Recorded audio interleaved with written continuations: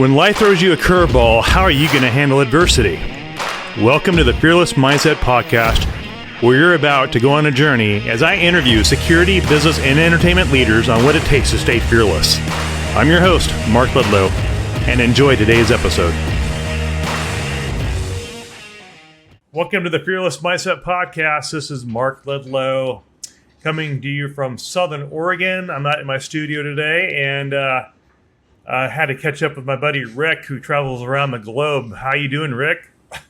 Yeah, not too bad. It's a good Texas day this morning, so it's been wonderful. You've been busy. You joined being at home in Texas for a little while before you go back overseas? Yeah, we actually made it into in from Dubai just before this last winter storm came through the States. So the whole family was together. And I'll be back heading overseas in a couple weeks. So have you been on the road quite a bit lately in this your new position? You've been there for a while. What's been great is that I have a lot of great people working with me, and so I don't have to travel as much as I used to, and that's the benefit of having good teammates. Now, how many people do you have report to you? It just depends on a given moment.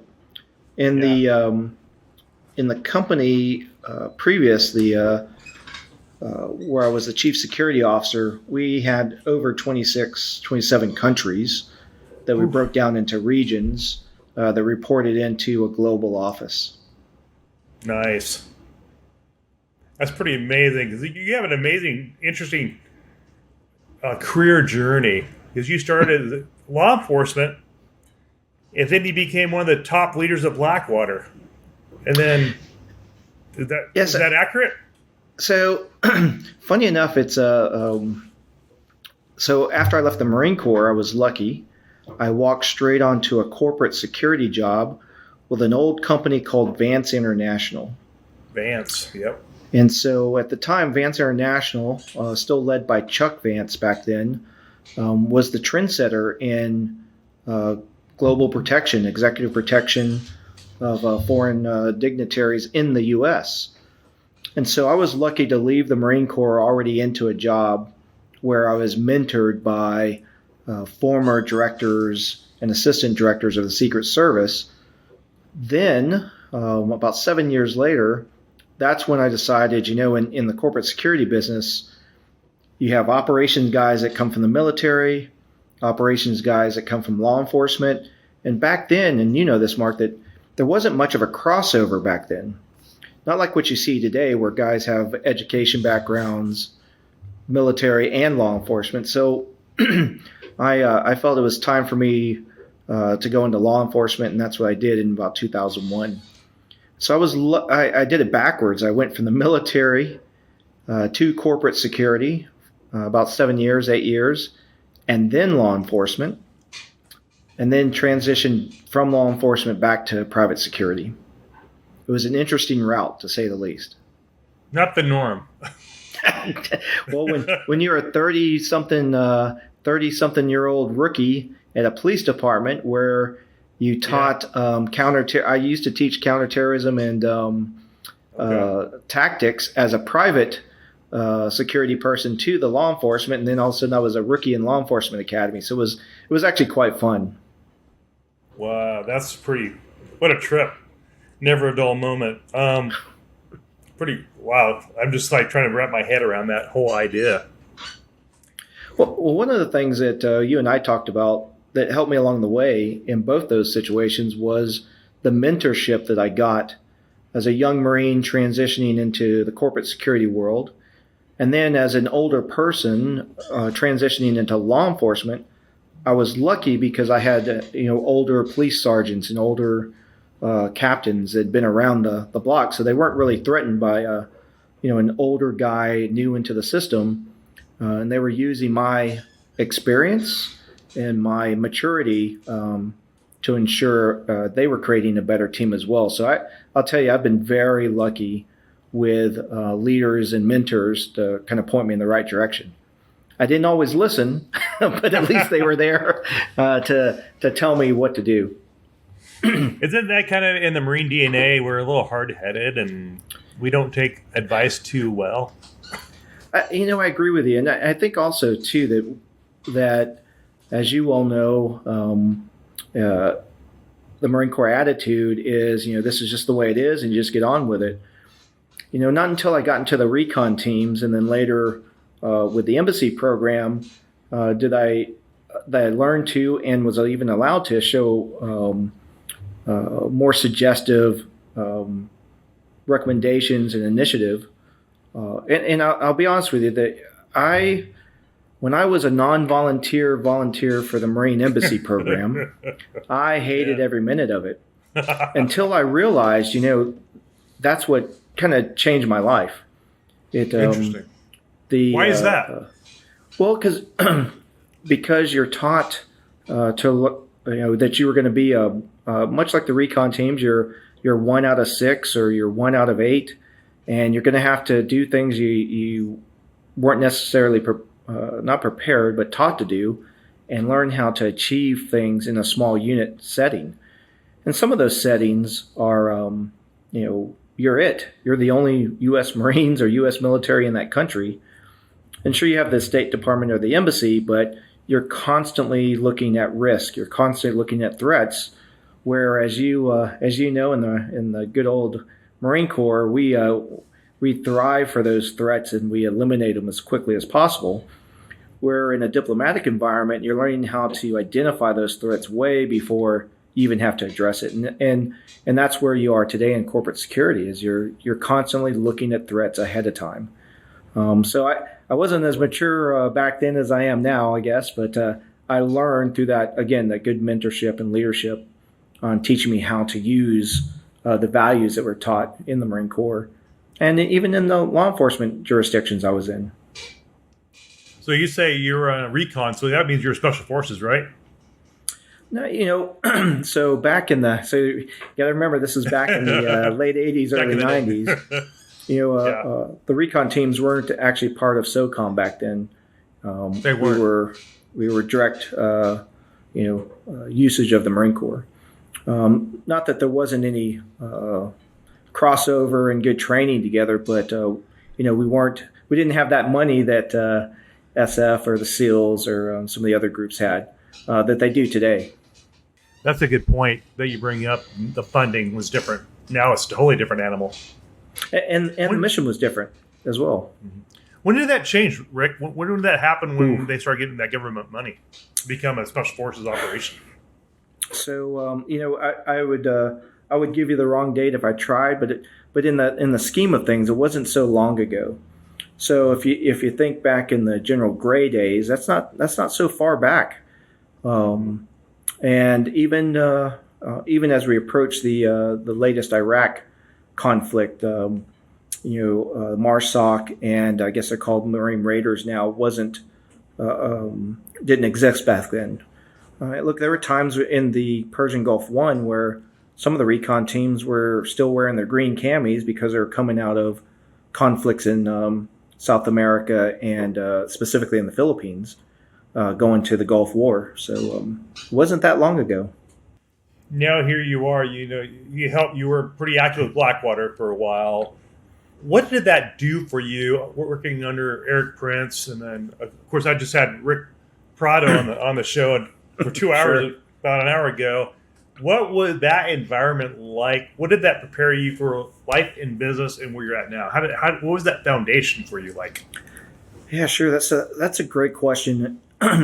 So as I look back on it, especially in the recent year or so, honestly, I was very resistant to joining the Blackwater teams in the beginning. At the time, I was in South Africa, helping some of those teams get ready to go international as well. And then I trained, done training with the Uldarico teams, if you remember back then. Mm-hmm. Yep. And then the Triple Canopy guys were very good friends of mine. So if you look back in that 2004, 5-6 time period, you had some pretty dominant agencies. DynCorp had done the Bosnia protection and law enforcement teams. Triple Canopy was still and was coming into its own at the time, and then you had the Blackwater teams as well that were already in Iraq and rolling pretty heavy at the time because it was the environment. So when they contacted me in the beginning, I was like, yeah, guys, I'm a low profile guy. I'm not really moving it at the high profile anymore. And I will tell you what they told me that led me to think, maybe I should go over to Blackwater, is that they knew that CPA 17 in Iraq was eventually going to change to the State Department standard. And I had been known in the industry at the time as a guy that had created teams using military tactics, U.S.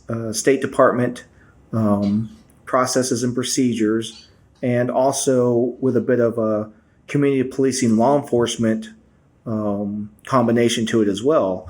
And at the time, I didn't know I'd been known as that guy.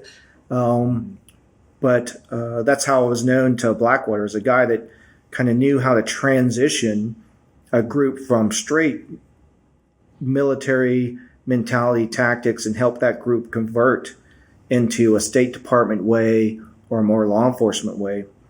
And that's what led me to accept the appointment at Blackwater in the beginning. And so I was, funny enough, I said, if I'm going to take this position in the training department, which was the high-risk training group, I wanted to go through the course and earn my own State Department certification.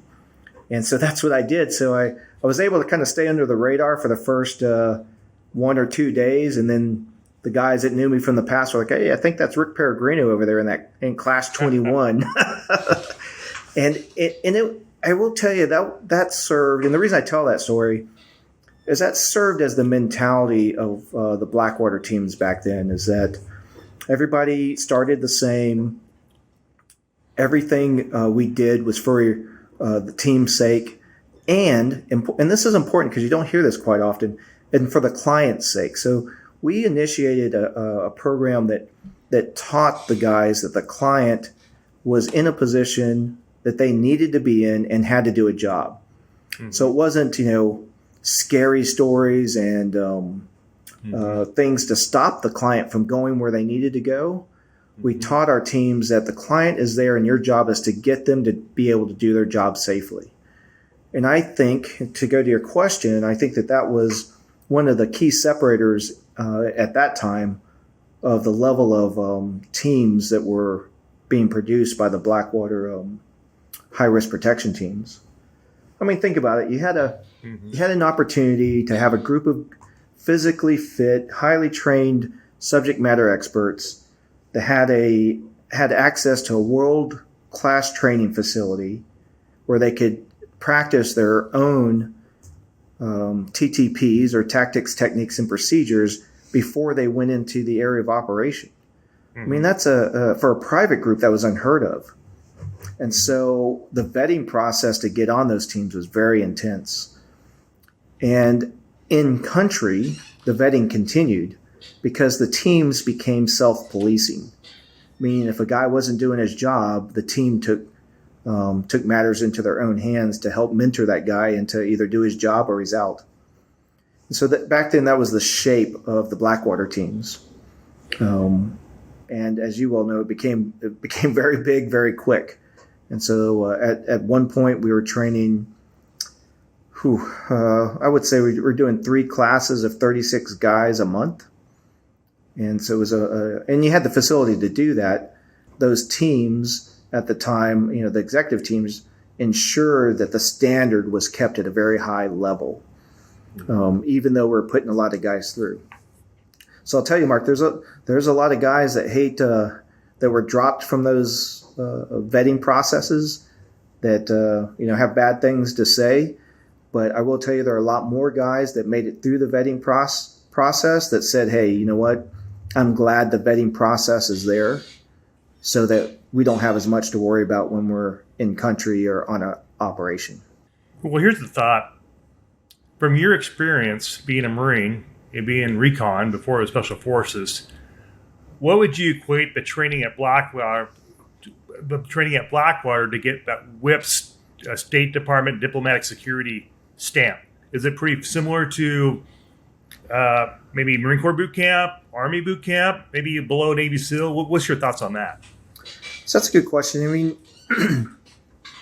as we transitioned from CPA 17 into the State Department rules and regulations, there were groups, and at that time I was the Deputy Director of Training for the WPPS program, and guys like Tom Pacino and Randy Leonard were the directors, and we took a lot of time with the instructors and with the detail leaders downrange to say, look, what is it we should be training stateside before the guy gets to downrange or get an assignment?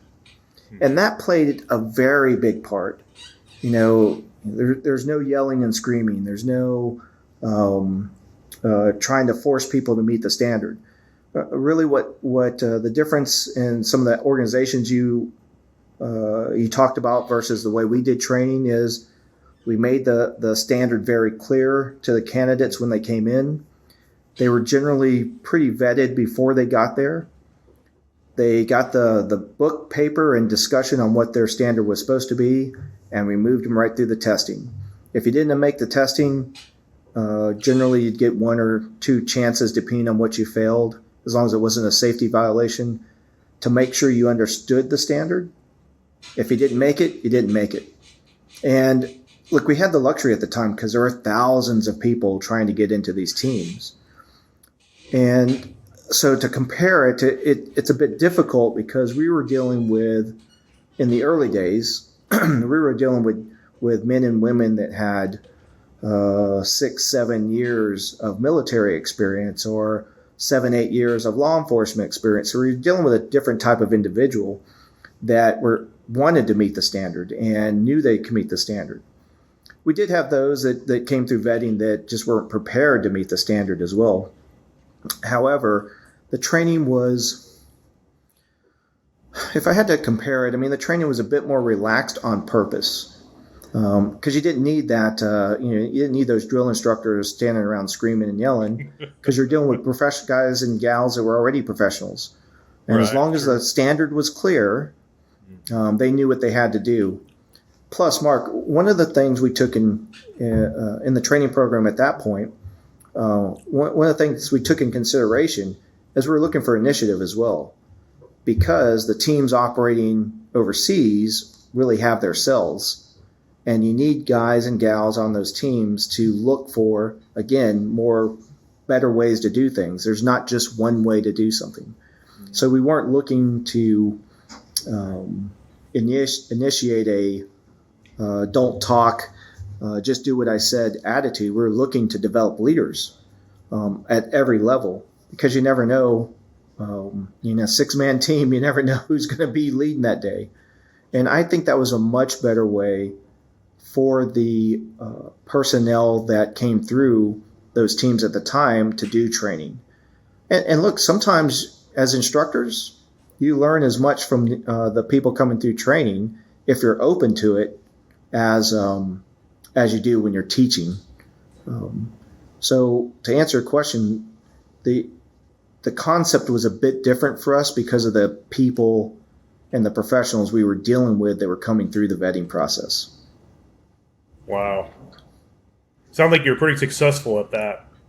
I mean, look at all the missions and deployments you guys did around the globe, not just in Iraq, but all over the place. Yeah, I will tell you one of the things that people don't see, and look, I am a former BW guy, and maybe the guys won't love me for saying this, and maybe they will. The operations teams, the 6-man, 12-man teams, 15-man teams, that's actually a very small part of the organization. And what people don't realize are the hundreds of people in support of those 15 people that make them successful as well. So it's true.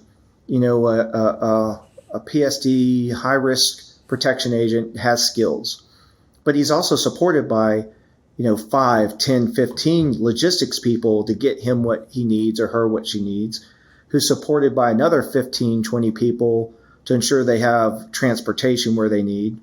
And listen, let's not forget, in this case, you had 15-man PSD team, high-risk team, in harm's way, who also get paid and have a family.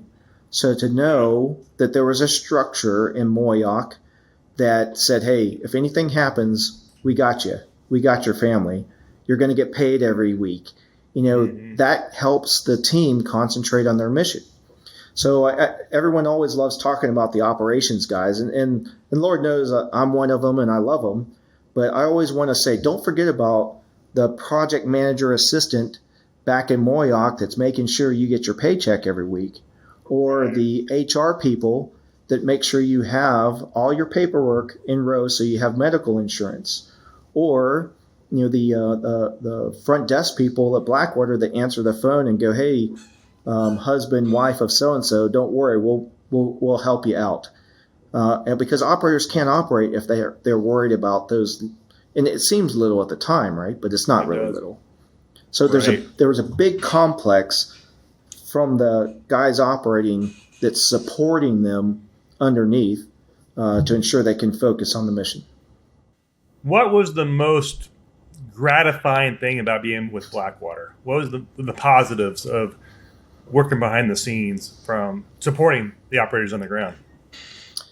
Yeah, so I think even to this day, I'm still one of the only executives that was actually certified as a WPPS, a PSD guy, if you will. And so for me personally, I got to ride with the teams because I'm certified and qualified, and the teams knew me. And so oftentimes, and I think this helped back in those days as well, I would fly to Iraq or Afghanistan or wherever we had teams. I wouldn't just be there to inspect the teams. I'd actually get on the mission and ride with the teams on the mission. And the detail leaders would go, Rick, if we here in Erbil, we can't run our operations the same way as Baghdad, and they can't run this operations the same way as Afghanistan. So for me, it was satisfying to listen to those requests and requirements for training and operations, and to take it back to Moyoc and say, hey, we've got to alter our training when a guy or gal goes to Afghanistan. It's not the Iraq way they do things.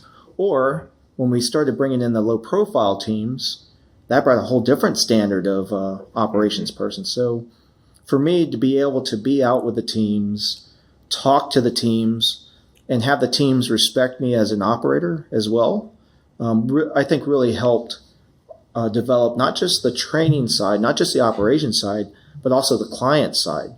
The client saw that we had executives in the field that weren't just executives, they were also part of that operation, and had the respect of the operation teams as well. When you say client, you're talking about the U.S. government, or it could be not just U.S. government, it can be any client. It could be a dignitary, a prime minister of another country that hired you guys out. So you were interfacing with those clients. Yeah, so for me, I was very lucky because, again, the president of Blackwater, Eric himself, and a lot of the board and leadership knew me as just that guy that got things done. And again, it all had to do with mentorship and leadership. And so I would often be sent to interface with clients because of the background that I came from, not just military. Came from the business background. It came from the law enforcement background. And it came from an international background before I ever got to Blackwater. And so oftentimes I'd be sent out. And I will tell you that there were a number of different programs. Obviously, WPPS was the largest at the time. But there were a number of programs that had nothing to do with the U.S. government in that sense. We had NGOs, we had nonprofit organizations, and those are completely different ways to handle safety and security. We had private corporations, and private corporations, again, completely different way you have to run your operation than a State Department backed operation. And so being able to be agile enough as a group to recognize that you have different clients, which means you have to communicate to them different, and there are going to be different requirements. And that led all the way from the business side all the way down to the operations side. I mean, if you think about it, Blackwater was this almost its own military organization like the Air Force, because they had to spin up so fast to support the first wave going in Iraq. Because I remember reading Eric's book talking about that. If Blackwater didn't exist, there's no way the U.S. could have done what they did with Iraq. Yeah, I'm not sure we would compare ourselves to the U.S. Air Force. Maybe another high-speed group, but probably not the Air Force. Sorry about that. That was not an insult, Blackwater BW guys. It wasn't meant to be it was not meant to be an insult. It was more of a compliment that the U.S. government wasn't capable of handling Iraq at the given time. And Eric says, "Hey, wait a minute. We could do this. We could pull this off as a paramilitary organization and pull it off." And you guys did, because I remember there's no way that invasion would have been a success because we weren't even ready for it. That was why I think Rumsfeld was pushing back, or he was getting pushed back by the Joint Chiefs of Staff, saying, "We're not ready for this. We don't have the equipment. We're not even ready to do something." But the push was there to do it. Correct me if I'm wrong on that.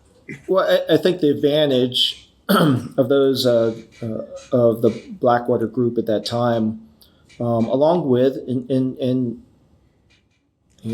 again, there was. It seemed at the time that DynCorp, Triple Canopy, Blackwater were separate entities, and we were as a business. But look, You're talking about a brother and sisterhood that extended beyond the business. So, if the Triple Canopy guys needed something, there was always DynCorp and Blackwater to call. If the BW guys needed something, it does seem like they were separated, but it really wasn't in the operating field. Yeah. What you're talking about is, getting into a new environment and nobody knowing how to handle logistics in that environment. Surviving. The most successful teams went to what the leadership of Blackwater at the time, we call indigenous information, right? And that is learn the culture, learn the language, understand the culture you're dealing with in the environment, and create operations around that. Those are the most successful teams. I mean, that's the reason SFA teams, if you will, or training teams are so successful. They don't need 100 guys. They need the right 5 or 6 guys that understand the culture, understand the language, and develop teams from the ground up inside the country. Right. Wow.